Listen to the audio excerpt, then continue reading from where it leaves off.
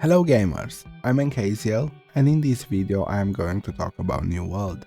I will cover both the new expansion and at the same time I will also talk about the overall state the game is in. This expansion came out on the 3rd of October and I have been playing it for a few days. I finally feel like I have a good grasp on the state of New World after this patch and I want to talk about it, both the bad things and the good things, and you can decide for yourself if this is enough to satisfy you in an MMORPG. This is going to be a comprehensive video that will cover everything you need to know about the state of New World right now. I will try to keep it easily digestible and on point, but if you know something or you are not interested in a particular subject, feel free to use the timestamps. I do not know if you, the viewer, have been keeping up with the game or not, so I will try to offer information in such a manner that both people that have been playing it from time to time and those that have never played it can understand what's going on. That being said, I will assume you have some prior MMORPG knowledge. I talked about what this expansion would bring before, but that was just a video to make people aware of what the future holds and not a video talking about the actual situation.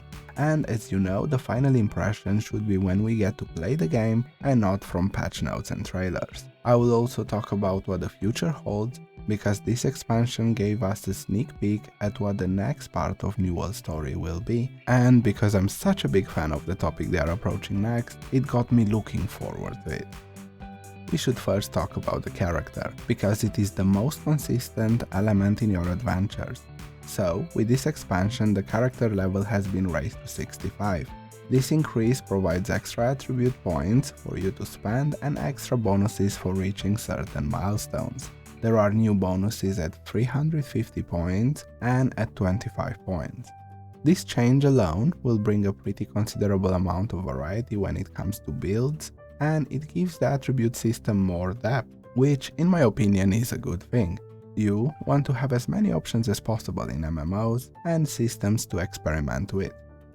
The other side to characters is visual customization. Well, the character creator is still the worst character creator in any popular third-person MMO.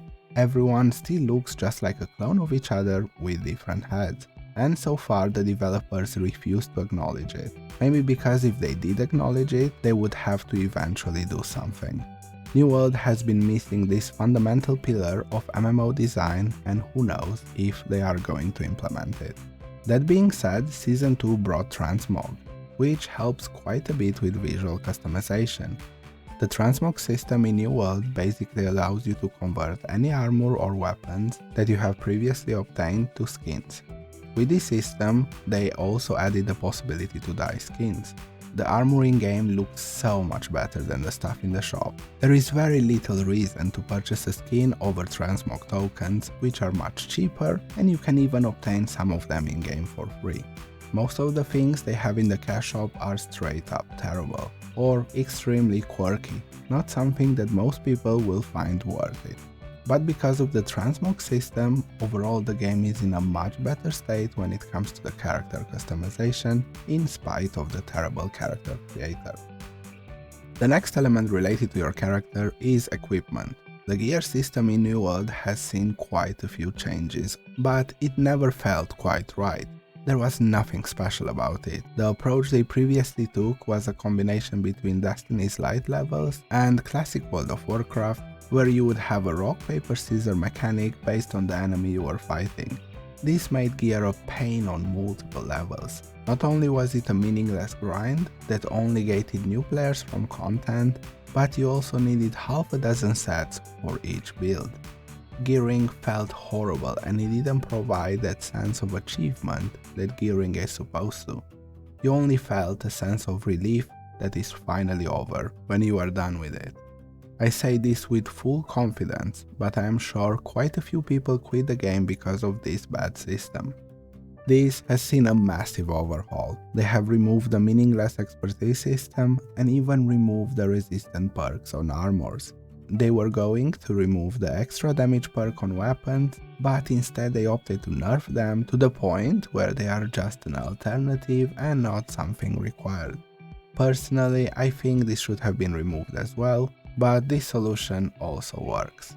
A direct result of this is that it allows much more customization when it comes to your build, since you are no longer forced to have a very specific perk, and at the same time it also removes the need to have 6-7 sets that were identical except for one perk for each build you wanted to play. As for the gear score, now gear drops based on the content you are participating in. The gear score has been raised from 625 to 700, which provides a sort of soft reset. Raising the gear score to 700 in itself is alright, but they did not allow people to upgrade their previous gear to the new gear score cap, which in my opinion was a bad decision. I know a lot of theme park MMORPGs reset gear with each expansion, but I always see this as a bad thing. It disrespects all the time people put into obtaining gear previously, and while change is inevitable, I believe developers should always consider the efforts people put into obtaining gear and should have allowed them to upgrade their previous gear. Right now, you can only upgrade gear from 626 gear score, which basically means that all gear previously obtained is meaningless. Since we're talking about obtaining and upgrading gear, I should also mention the crafting improvements. Crafting and gathering in New World was always a fantastic system, probably one of the best systems of this kind seen in MMORPGs.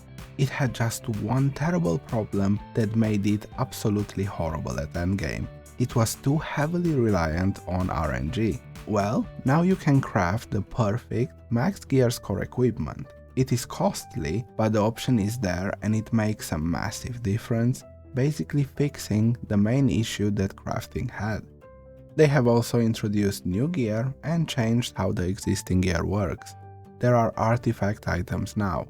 These are way more powerful items with extra unique perks that often enough define playstyles. On top of that, they have 3 predefined perks and an extra perk slot that you can choose whatever perk you desire to fit your playstyle.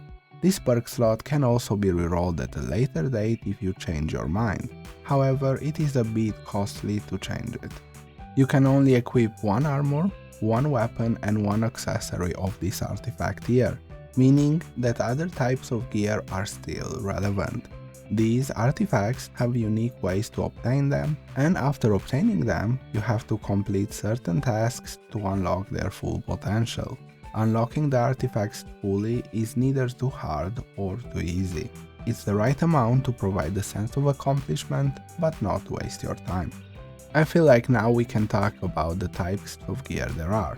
They can be split in 3 major categories: artifacts, named items, and normal items.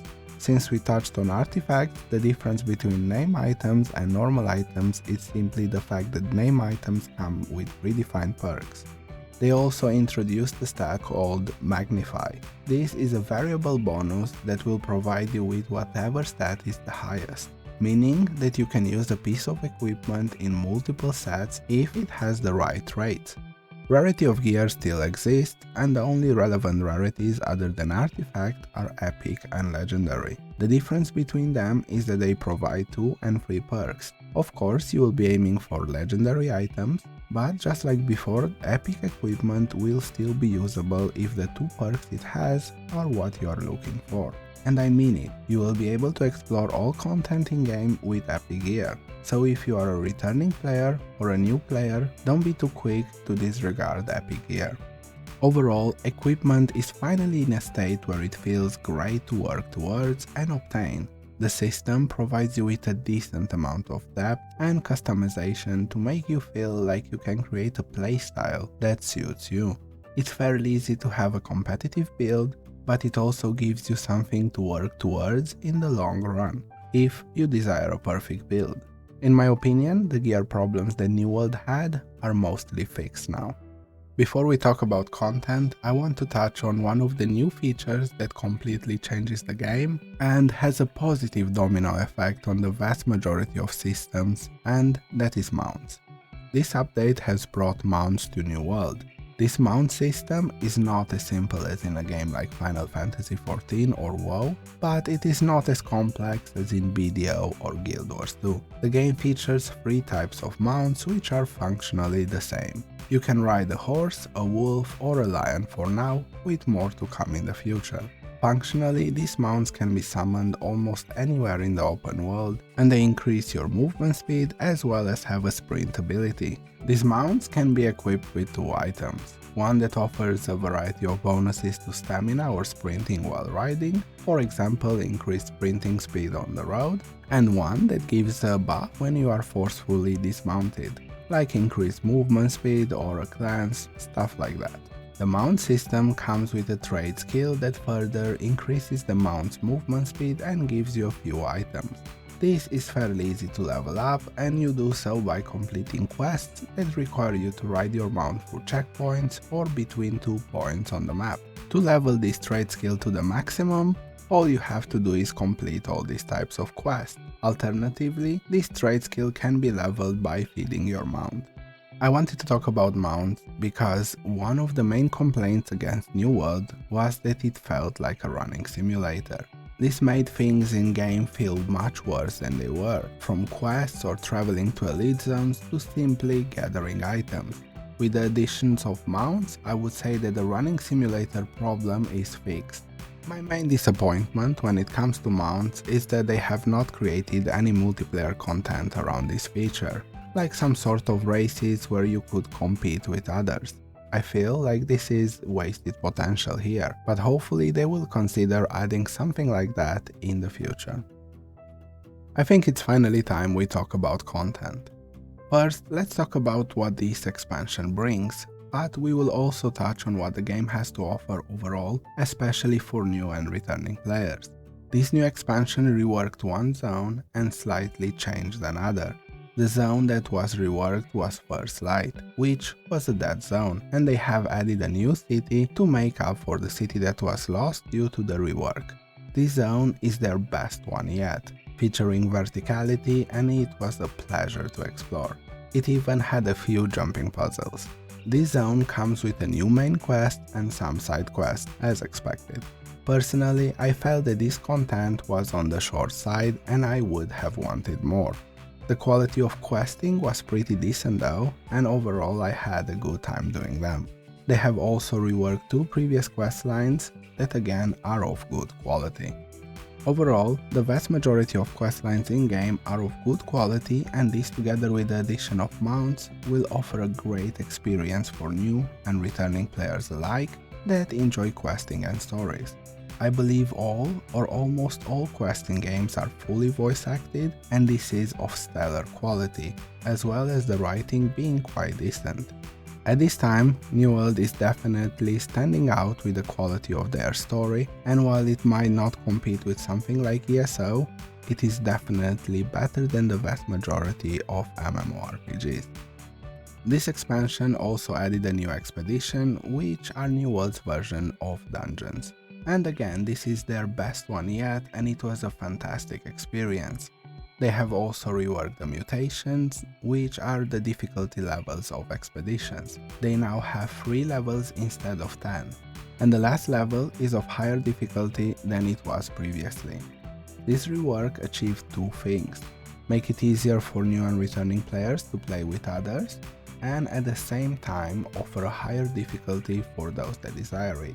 The mutator system is a bit different approach than most MMOs take, and while it has both positives and negatives, I think it provides more replayability than the normal approach to dungeons. In total, the game now features 11 expeditions, one of which can be seen as a tutorial expedition and is not something that you will do at endgame.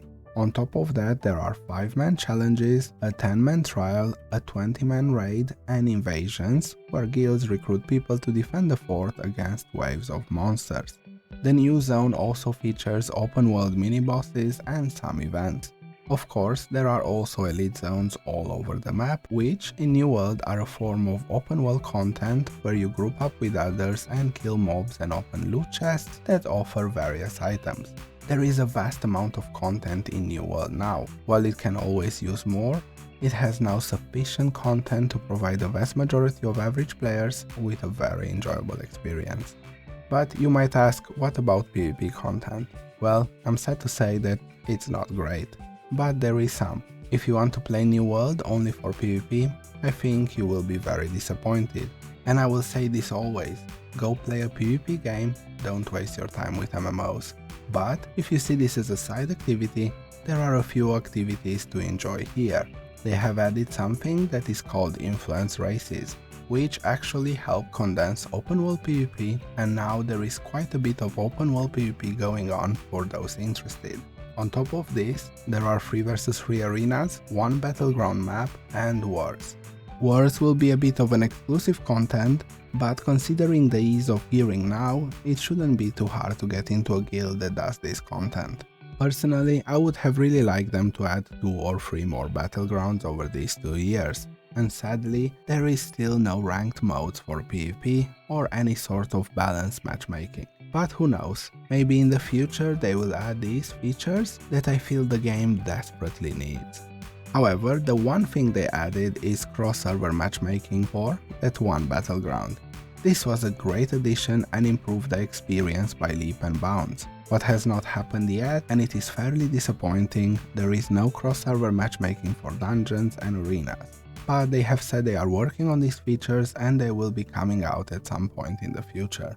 The next element that I feel like I should at least mention is monetization. However, there is not much to say here. New World is one of the cheapest MMORPGs you can play right now, even if you include the price of expansions and the battle pass. I can confidently say that New World monetization is fair. Of course, just like in any MMORPG, people can use real money traders if they want to pay to win. What the game offers itself is cheap and pretty fair. The one thing that people might spend money on is transmog tokens, but they are so cheap that it doesn't actually matter much. Another element that often gets overlooked is housing. New World has housing, and this also works as a functional element. There are trophies that you can place in your house. These trophies give you certain bonuses, like extra damage against a certain type of mob, or crafting and gathering increases. Trophies was previously an annoying feature, because you needed to constantly swap them out based on the activity you were doing. They have introduced a way to combine all the relevant trophies, and now it is no longer the case. So this element of New World is also fixed.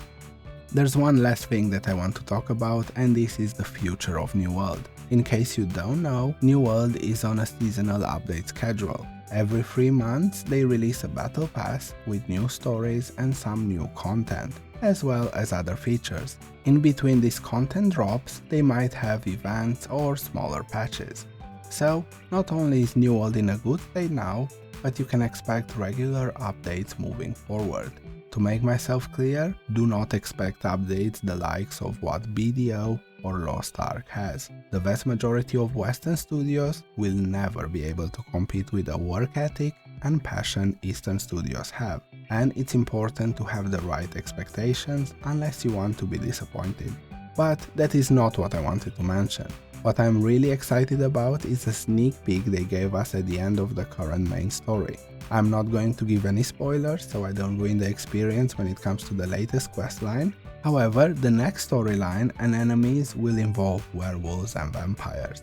This for me is a topic that I'm very passionate about and I really look forward to. I hope they do something similar to ESO when it comes to werewolves and vampires, where we can in one form or another have access to transformations related to this. But going back to having proper expectations, I do not think this will happen. However, even so, I am very much looking forward to the next season. I am very passionate about this topic, so I could probably theory craft and talk about it for hours. But I think this is not the place and time for it, and I just wanted to mention it. Alright, I think I talked about everything that is relevant and we should conclude this video. In conclusion, this latest expansion is great and I highly recommend it. While it felt a bit poor in terms of content for an expansion, it made up for it by introducing new systems and reworking a vast amount of existing systems that not only impact the latest content, but the game as a whole. This expansion had a lot of work put into it. Sadly, most of this work was put into reworking their past mistakes, but this also means that the overall game is much better now.